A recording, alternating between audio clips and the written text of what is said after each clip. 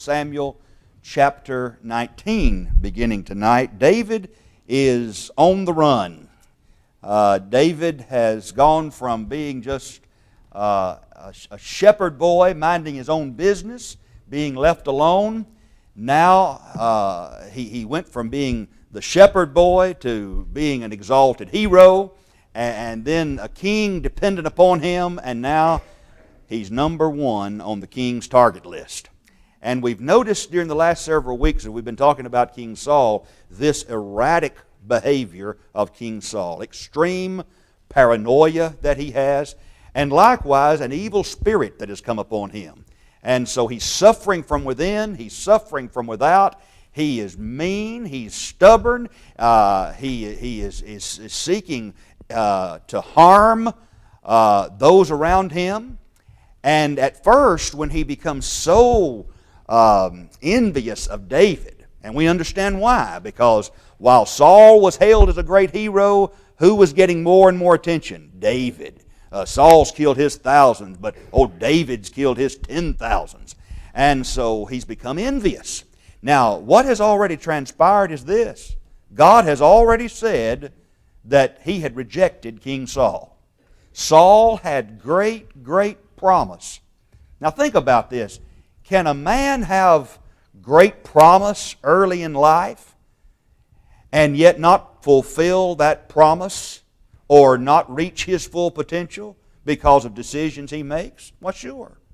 And so Saul had enormous potential. God didn't choose Saul and said, well, I look at Saul and he's going to end up being very prideful and he's going to turn against the one I really want, which is David. So, that's not how God did it. God chose Saul because he was qualified.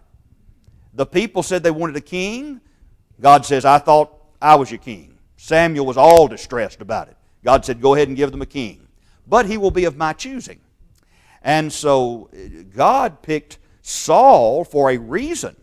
He says, this is the man who ought to be king. Now remember, when you looked at King Saul, he looked like a king, right?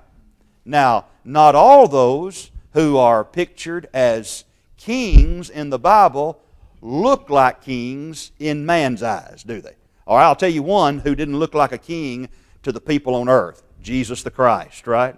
He doesn't look like a king. They couldn't believe he was a king. David, at least when he was the shepherd boy, he didn't look like he'd be a king. When Samuel went to the house of Jesse, well, he thought that oldest one might be the one. Well, if it's not the oldest one, maybe it's number 2, 3, no. Till he runs out of boys there in the house. Well, is this it? Because God says, none of these. Oh, there's that one, the shepherd boy, my youngest, he's out there in the fields. Bring him in. I've got to check him out. And that was the one. So the way that man sees leadership is not always the way that God sees leadership, is it? And so God says, I've rejected this one named Saul. He's been filled with pride, started out humble. Now he's filled with pride. He's turned into someone who's disobedient. He doesn't follow my instruction. And he's told Samuel this. Samuel first balks at the idea. He resisted. Samuel wanted Saul to succeed, didn't he? Now I'll tell you, if you've got God's approval and you've got a man like Samuel standing behind you, you ought to be a success. But it still didn't happen because of what was happening on the inside of King Saul. So selfishness would be another thing to, along with pridefulness. All that's the way it is. Well, he didn't at that time. So you remember what happened is that hatred came over a period of time, didn't it? Any of us would have to be careful about being so embittered that we would become hate-filled towards someone. All right? Because we know that generally speaking, we don't look at somebody and just say, I hate that person. No, we don't do that, do we? And hopefully we would never speak those words, but it could be something get in our minds and our hearts. We'd all of a sudden find ourselves, hey, am I filled with hate toward this person? I've had people to tell me before. I remember trying to visit with someone over in Alabama who had become unfaithful in her attendance, and I said, we miss you in the service, and I said, won't you come back? She said, I appreciate you missing me. I know I need to be back. She says, but I have this family member. It was an in-law. She said, I have so much hatred toward that man, it wouldn't do me any good to be in the service. Well, she was right about that. She needed to work on that and correct her behavior, and that could be done, but she was at least honest, wasn't she? She said, I'm filled with hatred. And she told me what happened. And I didn't need to know all the details, but she told me anyway. But here's the point. How does hatred get in the heart of an individual? A lot of times it comes through envy. Envy has a first cousin by the name of jealousy. And that can cause some bitterness and things of that nature. And then over a period of time, then, that root of bitterness has taken hold, and anger and hatred. And what's always what's always in the heart of a murderer, for example? Hatred, isn't it? Hatred and deep resentment and anger. And so here is David coming to the rescue, really, from King Saul. I've said this before. King Saul ought to have been out there on the battlefield fighting Goliath, if anybody should have been. He is the king. He himself is a warrior. He evidently was head and shoulders above everybody else. And yet he didn't go. He was scared. But you got to remember, even by that time, God's already left him, hasn't he? So he needs something to soothe his spirits. They bring in this one David. All right, well, that's fine. He enjoyed hearing David play the harp. But then as time passed and as David began to be hailed as the conquering hero over Saul, then this envy set in. Now, he had other problems as well. That's just one problem. That wasn't the only problem. We read about a lot of problems that were found in the heart, in the life, in the actions of King Saul. Now, we get to this point where Saul, despite his bitterness, his anger, his hatefulness, he has a very good, honest, sincere, precious son by the name of Jonathan, right? And Jonathan and David have become wonderful, wonderful friends. Now, this past Sunday afternoon, I talked about the blessings of friendship, and you won't find a more blessed friendship than that you find between David and Jonathan. It was said of them that their souls were knit together. Isn't that wonderful? Now, I'll tell you, there's one relationship where souls need to be knit together for sure. That's a marriage relationship, right? But to have a blessed friend that you can also say, my soul is knit to that person.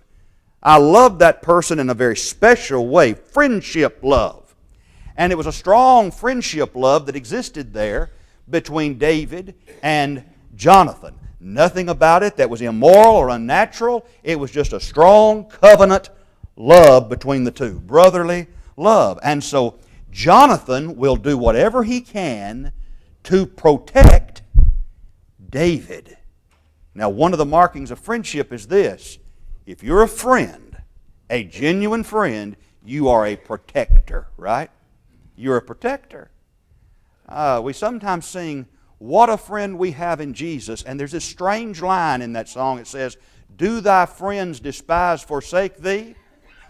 And I'm like, what kind of friends despise or forsake you? And so I think really that the better word there, though it wouldn't fit the song, that's why friends is there, would be acquaintances, wouldn't it? When you sing that song, "Do thy friends despise, forsake thee," you're not talking about a genuine friend, but rather just somebody that's an acquaintance. Every one of us here in this room tonight, some of us closer to each other than others, we'd all surely say we're friends, but maybe not close friends. You know, you can go to church, people just become acquaintances, right? Need to work on that and get to know people, don't we? But we have a lot of acquaintances, and that's a wonderful part of life. I'm acquainted with that person, friendly, outgoing, enjoy talking with that person, just lighthearted comments, nothing deep, all right? But then there's this deep friendship. And so a friend has truly got your back, okay? Now, we've already talked about this a little bit. That person who's your enemy sometimes will come to you and smile, but all along what's happening? A knife is coming around here and there's a stabbing in the back, right? That's painful.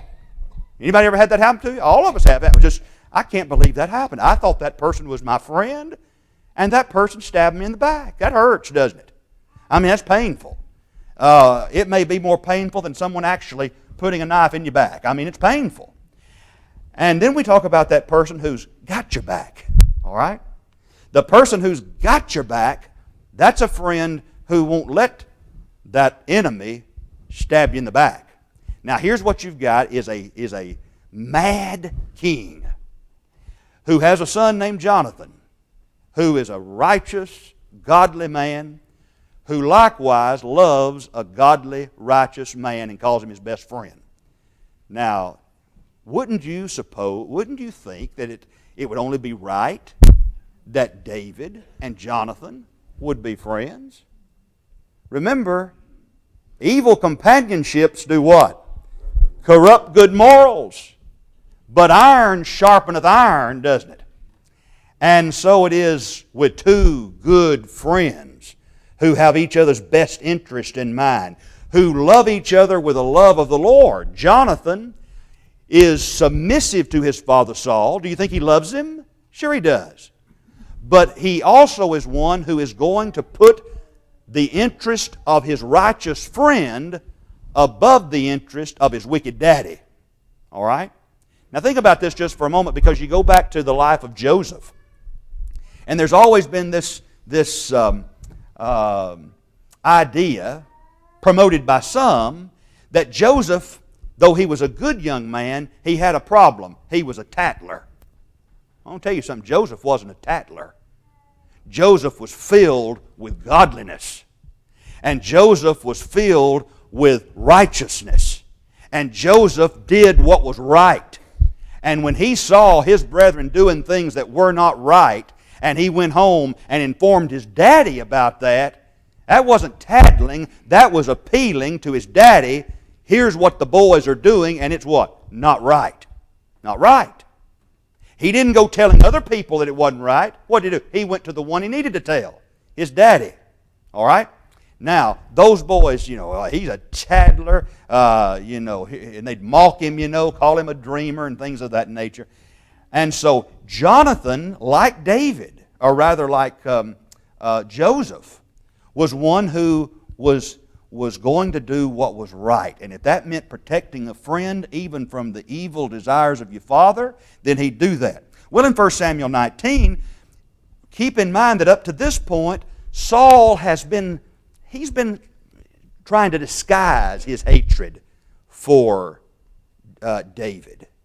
Now, let's think about this. Bitterness gets rooted down deep inside somebody, and that starts begetting all kinds of things, like anger and malice. Remember, Paul talked about that. It's just like it begins to be like a volcano about to erupt.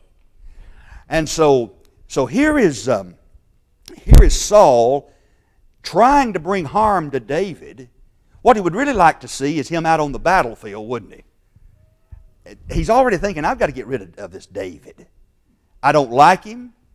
He is embarrassing me. He's getting more praise than I'm getting. And there has to be something in the back of his mind too. What if he becomes, Samuel and I are no longer like that. And when Samuel left me, who else left me? God left me. And I've got to get rid of this David. I've got to get rid of him. And so he starts planning of how he can do that. But you see, all his efforts fail, and what happens? When all other efforts fail, it's time to get right with this. I mean, it's time to do something.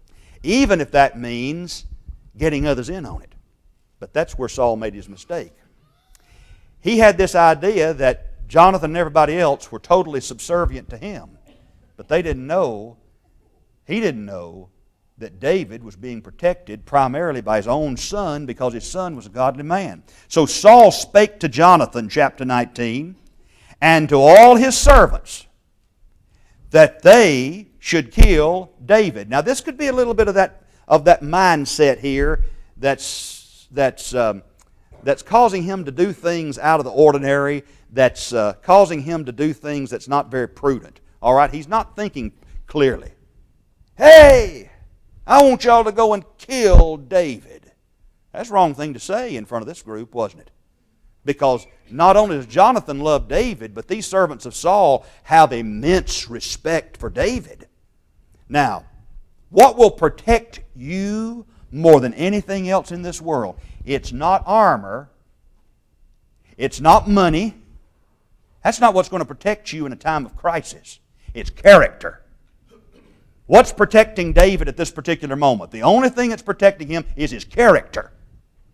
And so righteous people will do whatever they have to do to protect the righteous character of somebody else.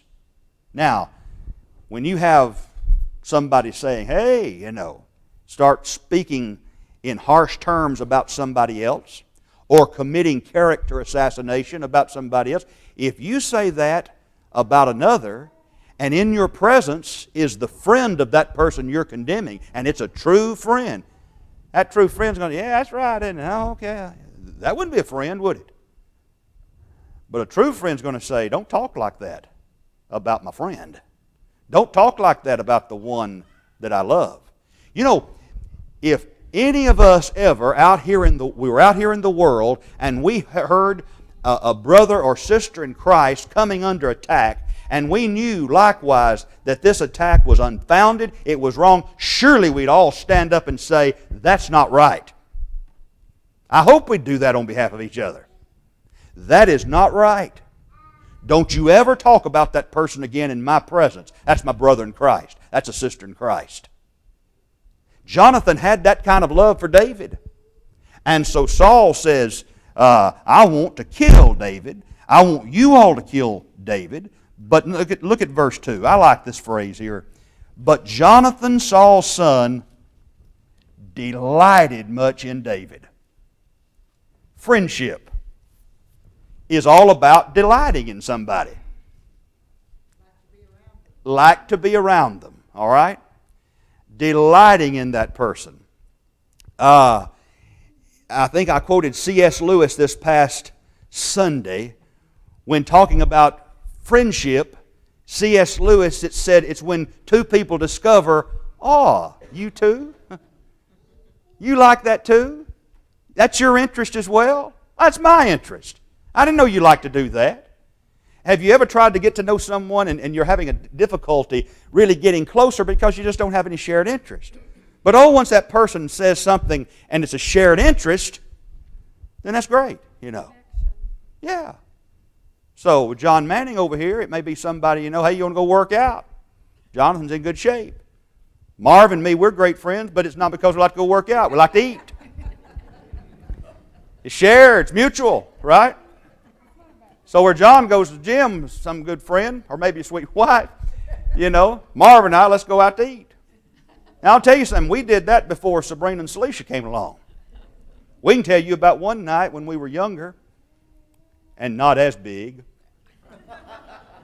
We came out of service one Sunday night at Night Arnold. I'm the associate preacher over there. Marv's my good friend. He said, let's go over at the cooker. You remember the cooker? Let's go over at the cooker and let's get some. Yeah, it sounds great. Two single fellas. We went over at the cooker. And some things in which, at that time, I guess, we delighted more than in women. And that's a good meal, right, Marv? Oh, we went over there, we started off with the salad and we started off with an appetizer. We got prime rib, went all the way to dessert. Now you see us today, right? That's what happens. But what I'm saying is, friends have shared interest.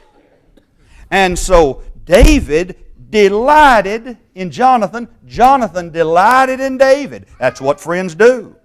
And David said, and Jonathan told David, Saul my father seeketh to kill thee. What else happens in a good friendship? You inform that, got your back, guarding your back. Listen, my daddy wants to kill you. You're not going to keep something like that from me. You're going to protect him, right? Okay.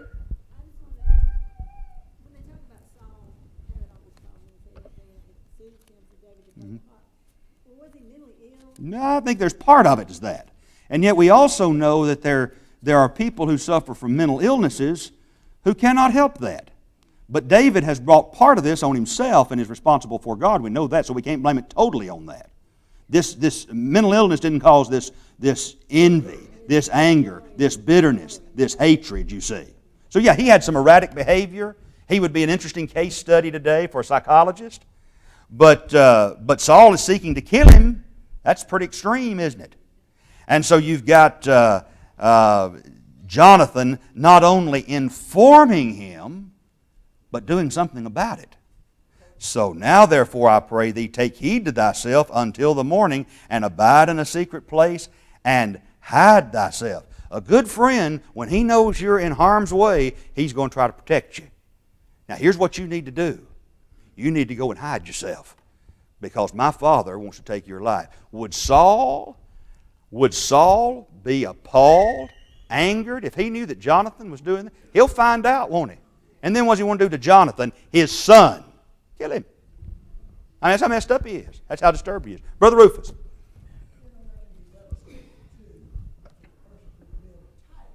Mm-hmm.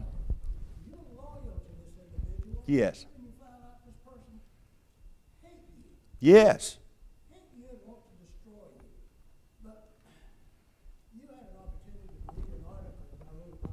Yes.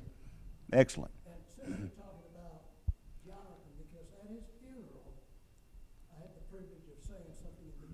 Mm-hmm. And that was the thing that I talked about, the friendship between David and Jonathan. Yes, sir. Because that's the friendship I felt I have with my father. Right. Mm-hmm. Yeah. The Lord did, and I think you could glean that. Yes, absolutely. Well, it is, and you delighted in each other, just like this text says. You protect. That's right. There was still a little difference in the relationship, but he was your friend. Yeah.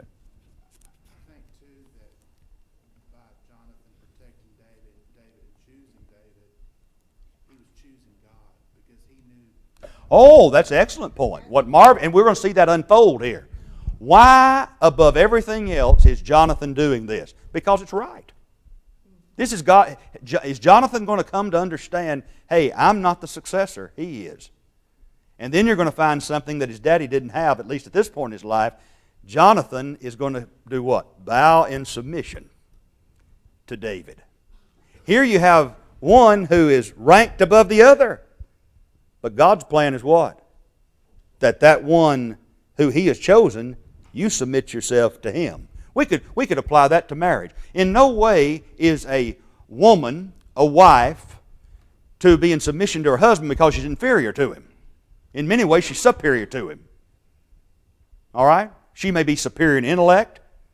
I've known women who were superior with regard to handling their emotions, better than the man. All right?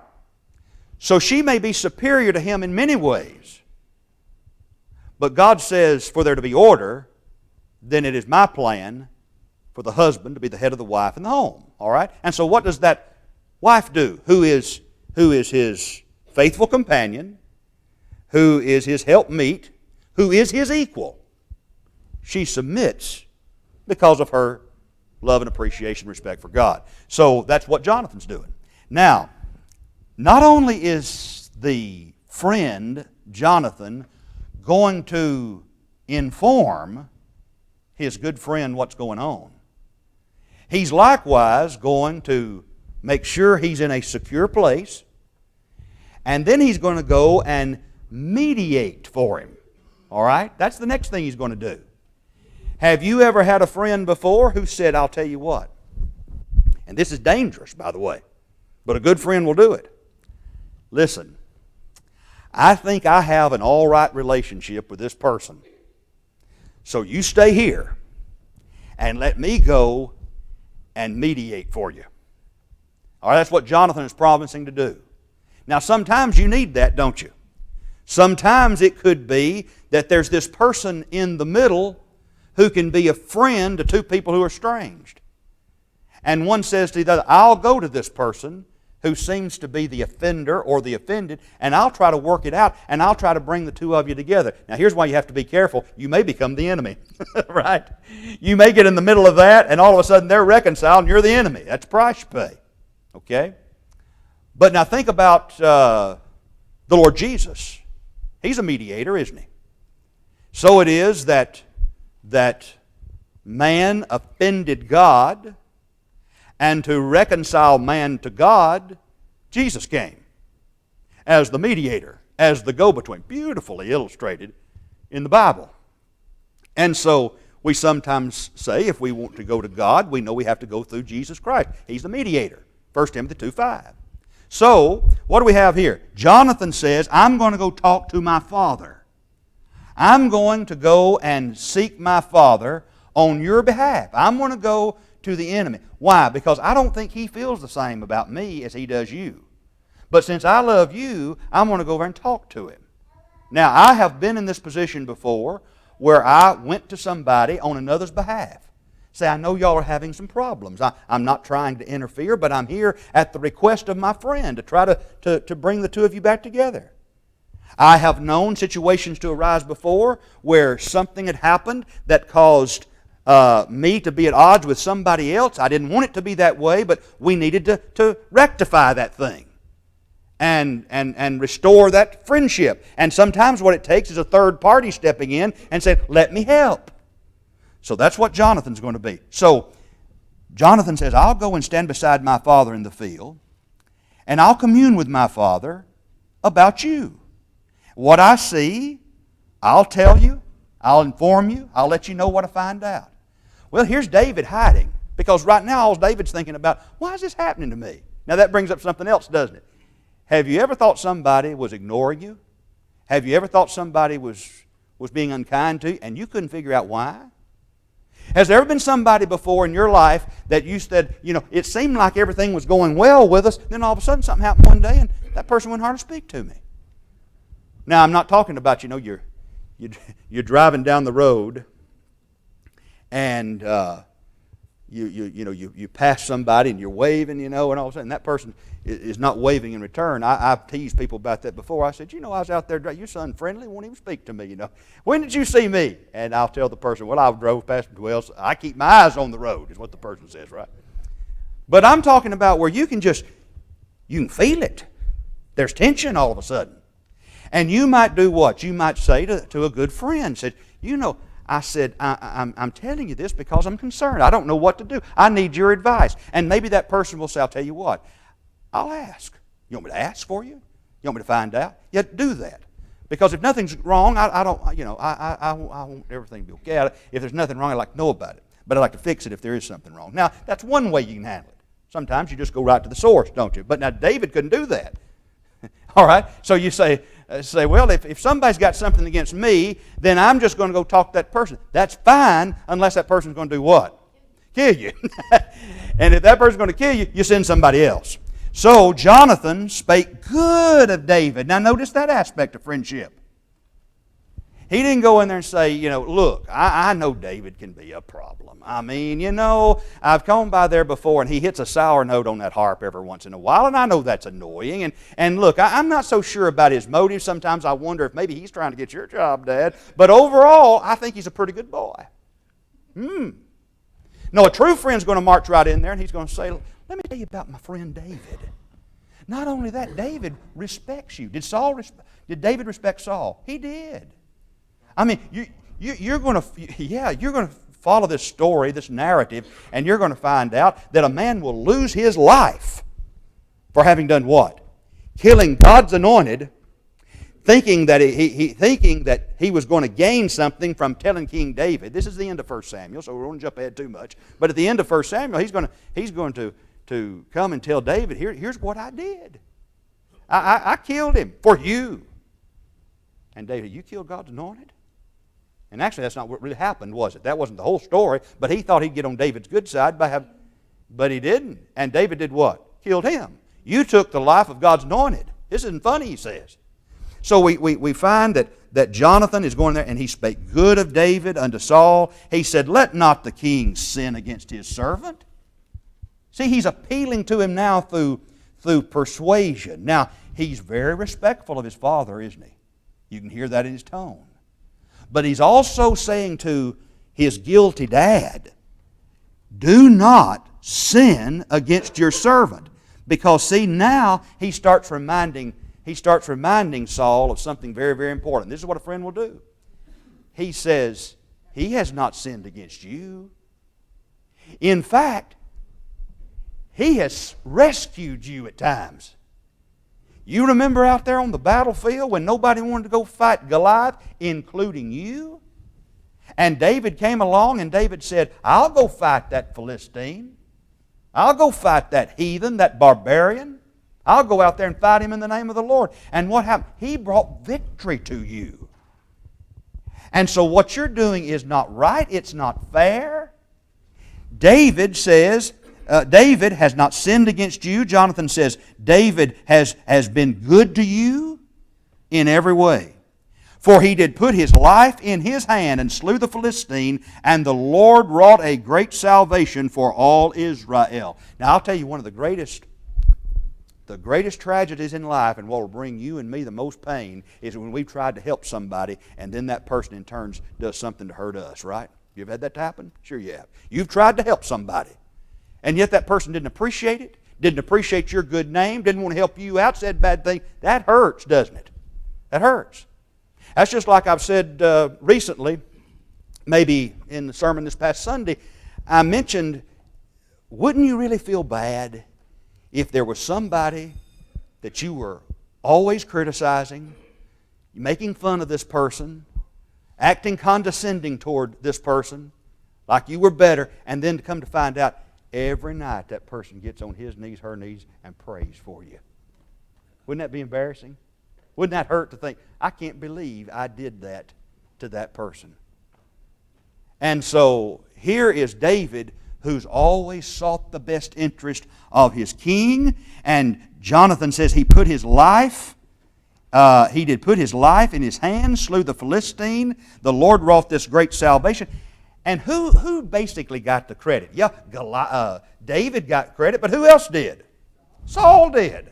Saul did. Saul didn't have anything really to fear from David. There's enough praise and credit to go around. It used to be on the front, on the Oval Office desk of President Reagan. You know, most presidents have their little sayings they like. What did Truman have? The buck stops here, right? Okay, the buck stops here. President Reagan, you get a whole lot more done if you don't care who gets the credit. That's a good statement, isn't it? You can get a whole lot more done if you don't care who gets the credit. Well, David wasn't trying to get the credit. If David gave credit to anybody, it'd be to whom? God. Just think if David and Saul were giving credit unto God. So, he says, he's saying, look what David has done for you. Well, did that work at that moment? Here's the problem with the erratic person who may be suffering from even an illness. You're going to see here. Are there people who suffer mental illnesses who one moment they seem okay and the other moment they don't? And all of a sudden, how many people get excited when, he or she is doing better? A family member might say, how is your whatever? Better. I mean, the disposition has been wonderful, clear-headed, working, doing all. 3 months later, they've gone back to the old, back to their old habits again, or that, yeah. And so, at this particular moment, old King Saul mellows for just a moment, and King Saul says, "I shouldn't be doing this. I shouldn't be doing this." What we've learned tonight is what it means to be a true friend. That's Jonathan toward David. He protected him. That's a real friend, isn't it? He made sure that he was secure. Not only that, if he needed to mediate on his behalf to bring reconciliation, he would do it. Now, it worked on this occasion, but folks, let's stay with it. It's going to get worse before it gets better, isn't it?